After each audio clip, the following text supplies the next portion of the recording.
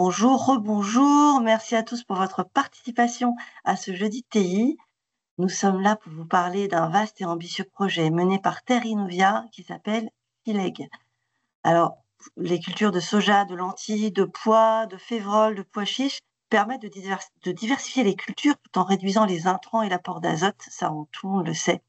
Pour les développer, l'association FILEG porte le projet de créer une véritable filière dédiée à ces cultures sur toute l'Occitanie pour l'alimentation humaine et animale. Alors, comment évolue ce projet et avec quels acteurs? Cyrielle Mazalera, ingénieure de développement et coordinatrice de FILEG, va vous partager les dernières avancées du projet. Avant les traditionnelles infos d'usage, ce webinaire est enregistré. Vous pouvez donc le retrouver ou le diffuser. Il sera diffusé sur notre chaîne YouTube en replay. Donc, vous pouvez le partager dans vos réseaux. Et pendant la présentation, vous pouvez poser toutes vos questions sur le chat en live que j'animerai. Nous serons ensuite ravis d'y répondre. Cyrielle, c'est à vous. Merci beaucoup, Stéphanie. Bonjour à tous. Donc, je suis ravie de vous présenter FILEG et ses avancées. Donc, FILEG, pour filière légumineuse à graines en Occitanie. Mais tout a commencé en 2016. C'était l'année internationale des légumineuses proclamée par la FAO. Donc, vous voyez, on a commencé à initier un projet déjà dès 2017. Et on a suivi deux premières phases, donc 2017-2021. C'était des phases d'études de faisabilité et de construction d'un plan d'action et de la gouvernance. Et dès le 28 février 2022, nous avons constitué une association au sens de la loi de 1901 pour créer FILEG. Alors, pourquoi on s'est questionné savoir s'il y avait un intérêt à relever ce défi de développer une filière légumineuse en Occitanie. Mais vous voyez, on a un certain nombre d'enjeux, de contextes. Donc, les légumineuses, vous le savez, véritable clé de voûte de l'agroécologie. Donc, on s'appuie sur ses bénéfices. Dès 2017, on a vu une augmentation de la consommation des légumineuses. Alors, elle reste de 1,9 kg par an par habitant. Donc, il y a encore un peu de marge. Et c'est aussi un des défis sur lesquels on s'appuie. Une demande croissante en protéines végétales, toujours d'actualité, la tendance est toujours celle-ci, et on s'appuie également sur la demande, les attentes des consommateurs en matière de qualité alimentaire, donc concernant l'origine, l'environnement, l'éthique et l'engagement dans des filières rémunérant les agriculteurs. Et l'Occitanie, il se trouve que c'était avant 2024 la première région française à produire des légumineuses. Maintenant, on est en deuxième place, mais c'est toujours 80 à 100 000 hectares de production de légumineuses, ce qui représente à peu près 20% de la production des légumineuses à graines en France. Vous voyez la répartition sur le camembert qui figure en bas à droite. Le soja est quand même majoritairement présent dans la répartition des surfaces. Ensuite, nous avons de la production de févrole, de pois protéagineux, et les légumes secs, donc pois chiches, lentilles, haricots, représentent à peu près 10%. Un peu plus de 10%. C'est vrai que ça a augmenté maintenant. Donc, du coup, vous avez entendu, 28 février 2022, nous avons créé l'association FILEG. Elle repose sur une ambition que vous avez inscrite à gauche de l'écran, ambition qui a donc été partagée par l'ensemble des acteurs constituant l'association. Donc, que la région Occitanie dispose en 2030 d'une filière légumineuse à graines territorialisée, structurée, durable, créatrice de valeur ajoutée, répartie équitablement sur tous les acteurs de la filière, avec une dynamique de R&D financée collectivement. Ça a été vraiment partagé par l'ensemble des acteurs. Vous avez sur la droite le trombinoscope du conseil d'administration. Donc, chacun des membres représente les collèges que constitue l'association FILEG. Nous avons 3 collèges. Le collège numéro 1 est constitué des sélectionneurs, producteurs, collecteurs et techniciens, donc plutôt amont agricole. Le collège numéro 2, c'est tout ce qui est conditionnement et transformation. Et le collège numéro 3, ce sont les distributeurs et le représentant des consommateurs. Nous avons vraiment pour objectif d'augmenter le nombre de représentants des collèges 2 et 3 pour rééquilibrer le nombre d'adhérents au sein de l'association. Donc, on a 62 membres adhérents aujourd'hui. Donc, vous le voyez sur le conseil d'administration, notre président est forcément un agriculteur, c'est inscrit dans les statuts, et aujourd'hui, c'est donc Édouard Cavalier, qui est producteur de pois chiches dans le Gard. Vous avez donc un certain nombre de représentants du collège 1 sur la droite, collège 2 en bas du graphique, donc Calisol Nutrition et Santé Ali Germa, et le collège 3 sur la gauche. Nous sommes 2 co-animateurs, en poste chez Terre Innovia, donc moi-même et mon collègue Christophe Augrincy, qui était à l'origine de la création du projet FILEG. L'association, elle est financée à la fois par l'Agence de l'eau Adour-Garonne, la région Occitanie et la cotisation des 62 membres adhérents. Nous avons également 21 membres associés, qui sont en fait les membres fondateurs, fonction support, on pourrait dire, de l'association. Et donc, c'est le monde de la recherche, les centres techniques, agricoles et agroalimentaires, enseignement, tête de réseau. Donc là, je vais vous présenter la feuille de route et donc ses avancées. Elle est structurée en 5 axes, de l'amont à l'aval, avec un axe donc production, amont, 2 axes aval, un alimentation humaine, un alimentation animale, et 2 axes transversaux, un observatoire économique et tout ce qui est promotion, communication. Donc, je vais reprendre ce déroulé pour vous présenter les actions que nous menons. Sur l'axe production, nous avons depuis 3 ans formé 50 conseillers sur les cultures du soja protéagineux et légumes secs. Donc ça, c'est la chance de bénéficier de l'appui des collègues de Terre Innovia pour cela. Nous avons rédigé donc un document ressources synthétisant l'acquisition de références sur les légumineuses à graines. Ça a été une demande des participants à l'association d'avoir ce document pour canaliser toutes les avancées des projets de recherche, à la fois de Terre Innovia, mais aussi en fait de tous les acteurs amont agricoles qui travaillent sur cette question-là. Donc, il figure sur l'intranet du site de FILEG. Mes collègues aussi de Terre Innovia ont participé à lancer 2 groupes de travail sur le soja et les légumes secs afin de trouver des solutions contre les bioagresseurs en soja et pois chiches. Donc, ça se matérialise comment? Ce sont des travaux autour du piégeage, de la lutte directe, du biocontrôle, des mesures de nuisibilité, des tests de phéromones, etc. Et là, notre enjeu sur ces groupes de travail soja-pois chiches, c'est bien de continuer à mobiliser collectivement l'amont agricole sur ces travaux. Ce sont des travaux de longue durée, donc on a besoin, on n'en est qu'à la 2e année, on a besoin que ces acteurs-là restent autour de la table pour continuer ces travaux. Dernière action en date sur cet axe production, nous avons donc FILEG interpellé la filière nationale, l'interprofession Terre Univia et les pouvoirs publics en région pour constituer des premiers travaux de sauvetage, on va dire ça comme ça, de sélection nationale des légumes secs. Avec le contexte économique compliqué, nous faisons face à des suspensions de programmes de sélection. Et s'il n'y a plus de sélection sur les légumes secs, on n'a plus grand-chose à faire pour le reste de la filière. Il y a une réunion qui s'est tenue très récemment. On est fiers, on est content que ça recommence à échanger sur ces thématiques.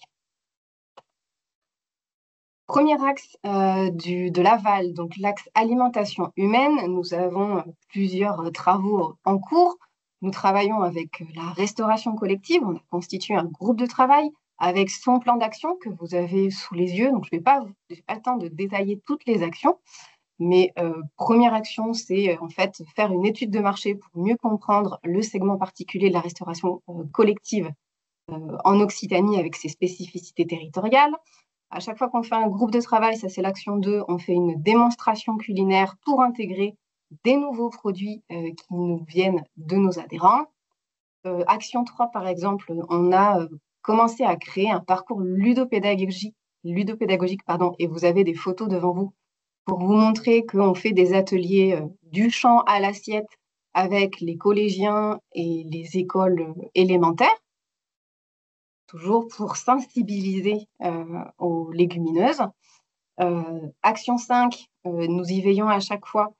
Au sein du groupe de travail restauration collective, nous collectons, testons et partageons bon nombre de fiches techniques dans l'objectif d'ouvrir la créativité des chefs de la restauration collective sur l'utilisation, l'intégration des légumineuses dans ce segment particulier. Et une action que nous partageons d'ailleurs avec la restauration commerciale, c'est la Semaine des légumineuses. Donc la Semaine des légumineuses, c'est un événement que nous avons créé en 2024 et qui s'appuie à la fois sur la restauration collective et à la fois sur la restauration commerciale. Ce n'est pas que de la communication, c'est vraiment un événement pour faire changer les comportements et donc tendre vers une transition agricole et alimentaire, puisqu'on s'appuie sur l'ensemble de la filière pour conduire cet événement. L'objectif, c'est de promouvoir les légumineuses autour de la semaine du 10 février de chaque année, dans les cantines et dans les restaurants commerciaux, avec des recettes particulières qui nous sont créées par les chefs et qu'on met à disposition du grand public. Donc, on en est à la 2e année cette année, et on a commencé à ouvrir cet événement sur la région Occitanie après l'avoir testé sur Toulouse et sur Montpellier, et nous avons déposé la marque pour pouvoir protéger nos valeurs.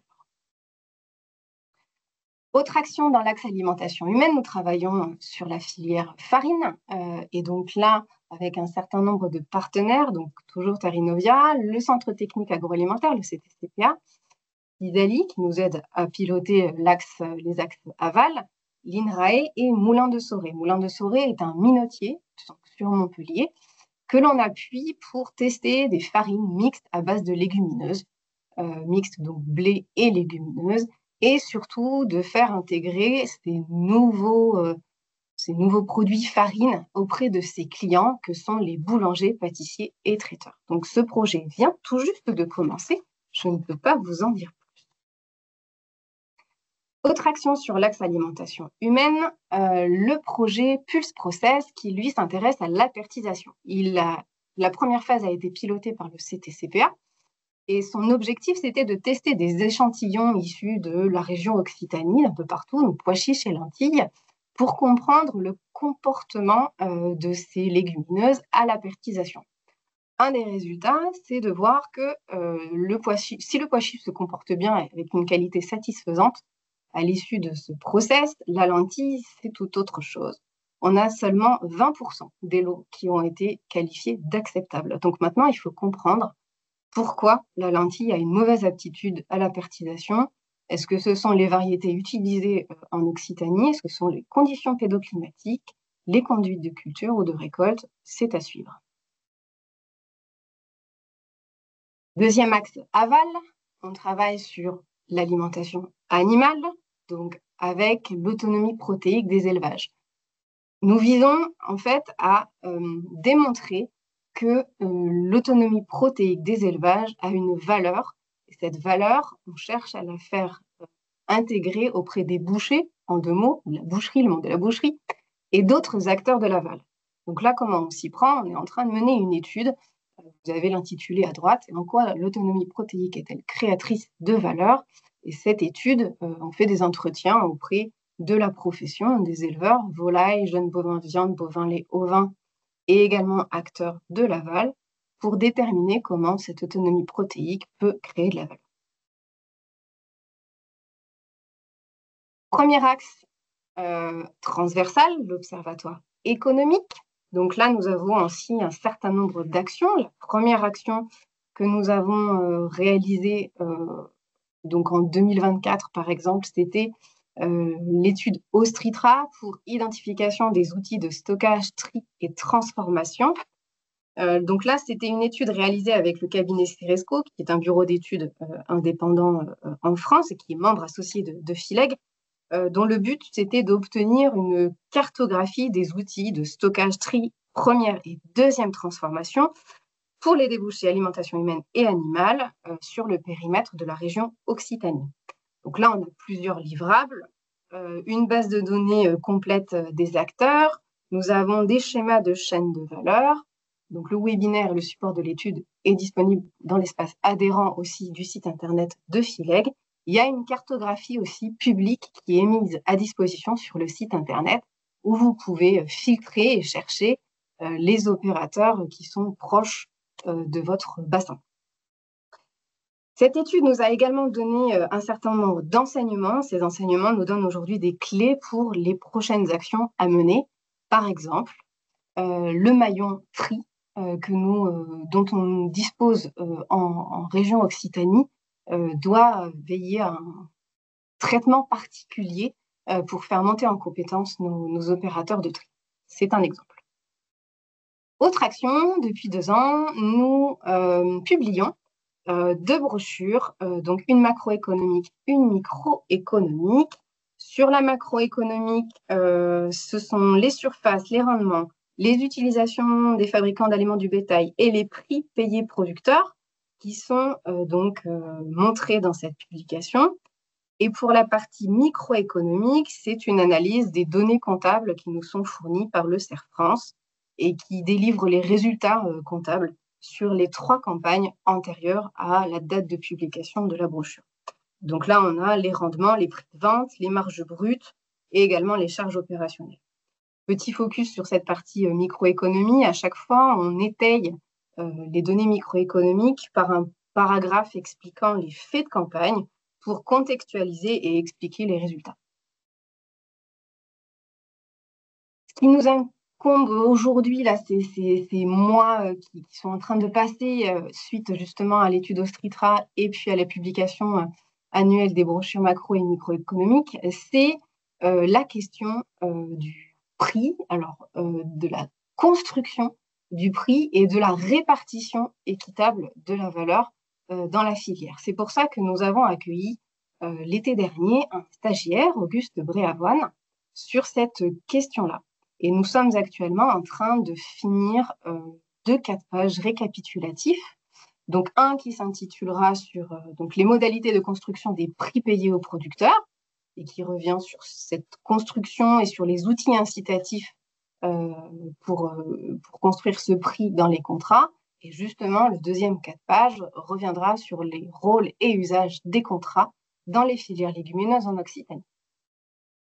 Auguste Bréavoine a l'opportunité désormais de continuer en thèse à l'INRAE et donc nous allons continuer à travailler avec lui pour lancer le groupe de travail coûts et valeurs. Nous avons la méthodologie qui est calée maintenant pour ce groupe de travail coûts et valeurs. Nous avons sollicité un juriste de l'Université de Toulouse du Capitole et puis nous appuyons toujours sur les agroéconomistes qui sont autour de nous, donc Marie-Benoît Magrini de l'INRAE et Zora Bouamra aussi de l'INRAE et TSE, Toulouse School of Economics. C'est donc les prochains travaux sur ce groupe de travail dont l'objet, vous l'avez entendu, c'est de travailler sur la répartition équitable de la valeur.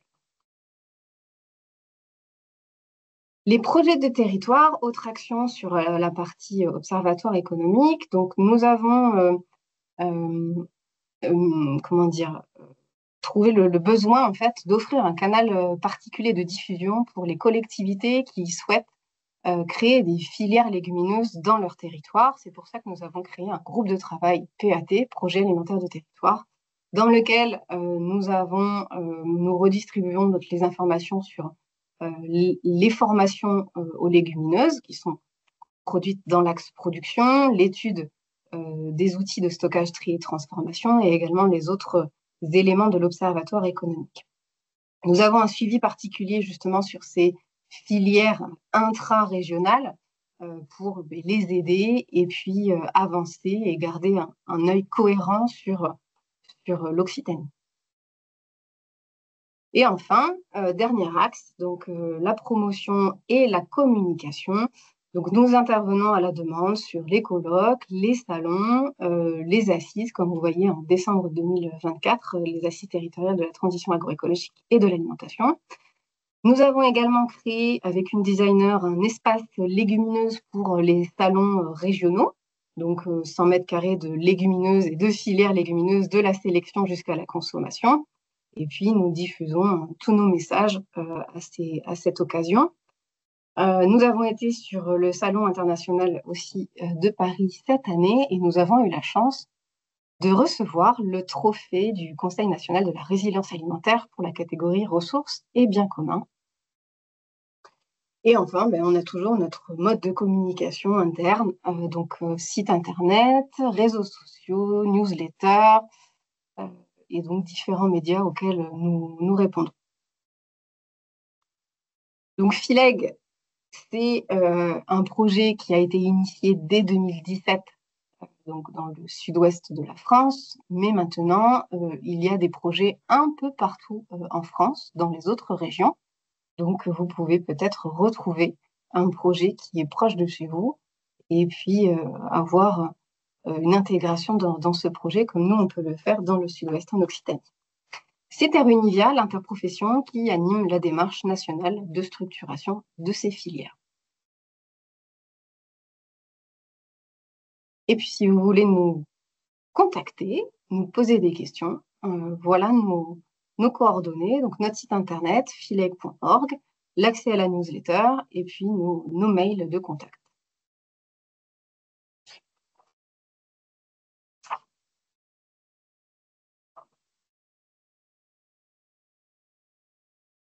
Merci beaucoup Cyrielle. Et également, je vous mets un lien sur le site de Terrinovia pour en savoir plus, où du coup vous retrouvez toutes les actualités qui ont été faites sur le projet, également le premier jeudi TI qu'on avait fait à l'occasion du lancement, enfin en tout cas pas du lancement, mais il y a 2-3 ans où il y a eu un webinaire sur Fileg. Vous retrouvez tout ça compilé sur une fiche projet avec une présentation synthétique du projet. Je vous mets le lien tout de suite dans la conversation. Encore une fois, il n'est pas trop tard pour les questions. Donc, si vous avez des questions, il est encore temps d'en poser sur les légumineuses, sur le projet. Et en tout cas, moi, j'ai quelques questions.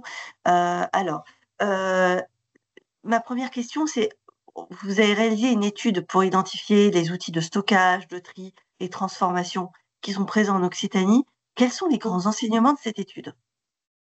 Cette étude, en fait, elle a été très importante pour la filière parce qu'on avait des a priori, on va dire, et puis avec la réalisation de cette étude, les enseignements qui nous ont été fournis ont vraiment collé à la réalité. Premier enseignement, il a été montré que la logistique en Occitanie n'est pas un frein au développement des légumineuses. Ça veut dire quoi? Ça veut dire qu'en fait, on a suffisamment d'outils, en tout cas sur la partie amont, stockage, tri, en Occitanie, et donc il faut vraiment veiller à l'utilisation de ces outils qui sont présents. Parce que, deuxième enseignement, ces outils donc, de stockage, de tri et même de trituration, puisque nous avons des outils de trituration en Occitanie, sont en situation de surcapacité. Ça veut dire quoi? Ça veut dire qu'ils ne sont pas encore aujourd'hui à pleine utilisation.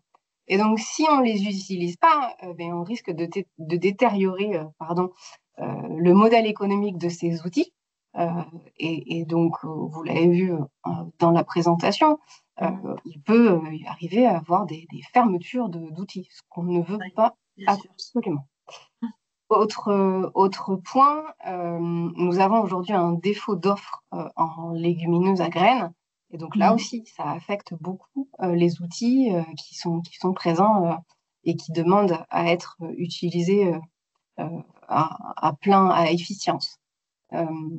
Et par exemple, un des leviers, et donc ça c'est le dernier enseignement de cette étude, c'est que nous devons arriver à faire venir des transformateurs ou à créer en tout cas des entreprises de transformation pour tirer l'aval de la filière et donc utiliser les autres outils à la main. Tout à fait, pour développer des produits à base de légumineuses. On a besoin des entreprises de transformation. 2 questions qui sont arrivées entre-temps. Y a-t-il un travail en cours dans le cadre de Fileg ou ailleurs sur les facteurs antinutritionnels des légumineuses? Alors là, sur les facteurs antinutritionnels des légumineuses, on s'appuie davantage sur l'Institut technique et sur l'interprofession, donc Terre Innovia et Terre Univia, pour traiter ces questions-là. Donc, nous, on peut faire remonter des besoins, des attentes, et après, ce sont l'Institut et l'interprofession qui réalisent ces travaux, et nous, on fait redescendre les informations auprès des opérateurs. Et une deuxième question, est-ce qu'il y a un travail sur l'extraction des protéines de légumineuses, comme la farine riche en protéines ou les isolats? Oui, c'est une excellente question parce qu'en effet, on s'est posé nous-mêmes la question, justement, quand on dit de faire venir des transformateurs là-dessus. En fait, comment dire? Cette question a été très vite réglée avec l'étude OSTRITRA, donc d'identification des outils de stockage, tri et transformation, parce que ce sont des investissements colossaux pour faire des isolats et que nous n'avons pas la capacité en Occitanie de répondre à ces investissements-là. Mais nous sommes toujours en veille, bien sûr, sur la question des farines. Vous avez vu, on a un projet farine là-dessus. Et donc, nous avons des opérateurs en Occitanie qui s'intéressent justement à, comment on peut dire ça, aux différentes particularités des farines de légumineuses. Voilà, pas forcément les isolats. D'accord.